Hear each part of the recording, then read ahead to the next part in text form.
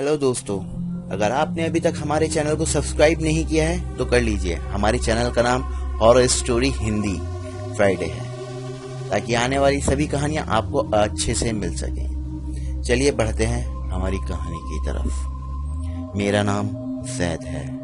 मैं अपने घर का सबसे बड़ा लड़का हूँ और ये घटना मेरे साथ घटी थी।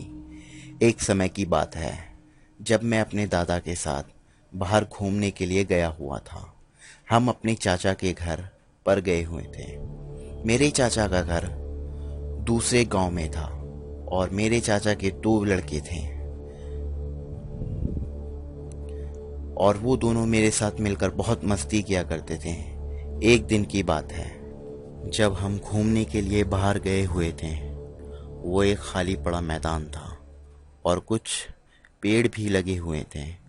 उसके आसपास हम तीनों उन पेड़ पर चढ़कर खेल रहे थे। तभी मैंने देखा एक कपड़ा एक डाली से बंधा हुआ है। मेरे दिमाग में पता नहीं क्यों उस कपड़े को खोलने की इच्छा हुई और मैं उस डाली के ऊपर जाकर उस कपड़े को खोल दिया। उसके अंदर कुछ चावल और एक जोड़ी कंगन रखे हुए थे। उस टाइम मुझे इतना समझ नहीं था। मैंने चावल को वहीं पर फेंक दिया और कंगन को अपनी जेब में रख लिया। उस टाइम हम वहां पर बहुत देर तक खेले। फिर जब शाम हुई हम वहां से आ गए, करीबन रात के 11 बजे। सब सो गए थे। तभी मुझे लगा कि दादा ने मुझे आवाज लगाई है और मैं अपनी जगह से उठकर उनके पास आया तो मैंने देखा दादा बहुत गहरी नींद में सो रहे हैं। मैं उनके पास ही लेट गया। तभी मुझे ऐसा लगा जैसे कोई मेरे पैरों को पकड़कर सहला रहा हो। मैंने जल्दी से उठकर देखा तो वहां पर कोई नहीं था और फिर से लेट गया।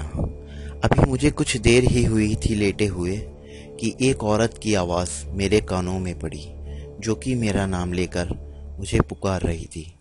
मैं अपनी जगह से खड़ा हुआ और दरवाजे की तरफ बढ़ने लगा।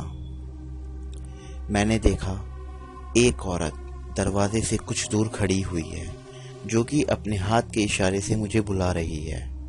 मैं उसे देखकर बहुत डर गया था और मैंने जल्दी से दरवाज़ा बंद कर दिया और अपने दादा के पास आकर लेट गया।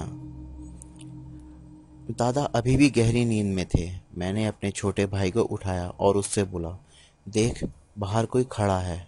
उसने मुझे बोला, तू सो जा और मुझे भी सोने दे। उस रात तो मैं आराम से सो गया, लेकिन अगले दिन में ही बार बार वो औरत कभी कहीं दिखाई देती, कभी घर के अंदर, कभी दरवाजे के बाहर दिखाई देती। मुझे बहुत तेज बुखार भी हो गया था। मैंने ये सब बात अपने दादा को बताई। उन्होंने मुझसे पूछा, वो दिखने में कैसी है? मैंने उन्हें बताया, उसने लाल कलर के कपड़े पहने हुए हैं और उसकी शक्ल बहुत बुरी तरह से जली हुई है।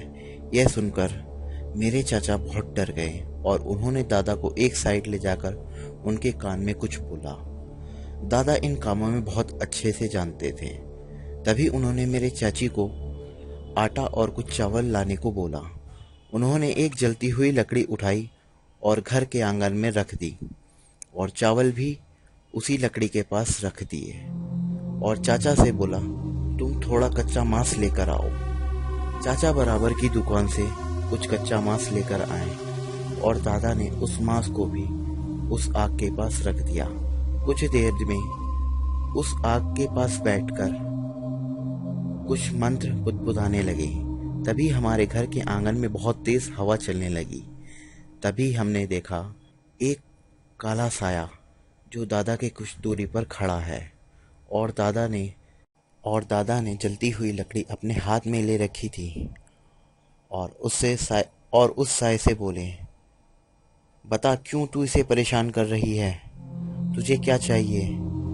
उसने एक डरावनी आवाज में बोला, इसने मेरे कंगन लिए हैं, मैं इसे मार दूंगी। यह सुनकर दादा चुप हो गए और उस साए को बोले, तुझे तेरे कंगन मिल जाएंगे, तू अभी यहाँ से चली जा, नहीं तो तुझे इस लकड़ी से जलाकर राख कर दूंगा। दादा ने जैसे ही जलती हुई लकड़ी उसकी तरफ की, वो वहां से कहीं हवा हो गई। फिर दादा मेरे पास आए और मुझसे पूछा, तू कुछ लेकर आया है बाहर से?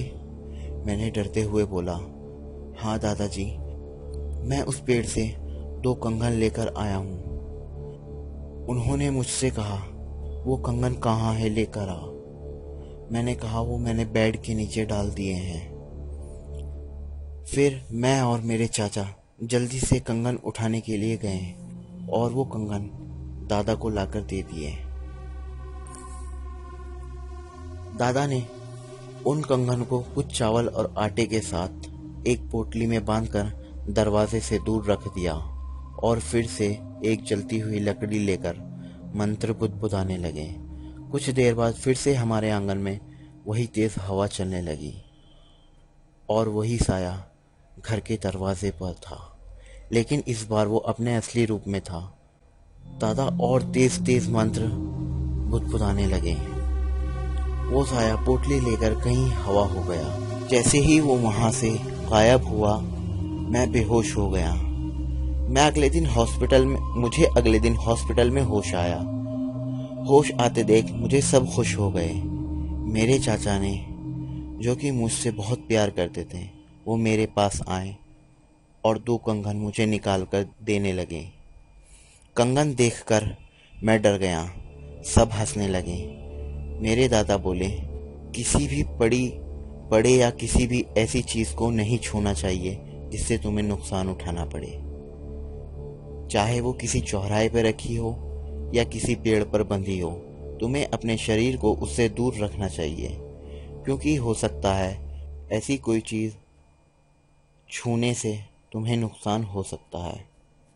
हमारी ये कहानी अगर आपको पसंद आई है तो आप हमारे चैनल पर लाइक करें और सब्सक्राइब करें ताकि आने वाली सभी कहानियाँ आपको आराम से मिल सकें।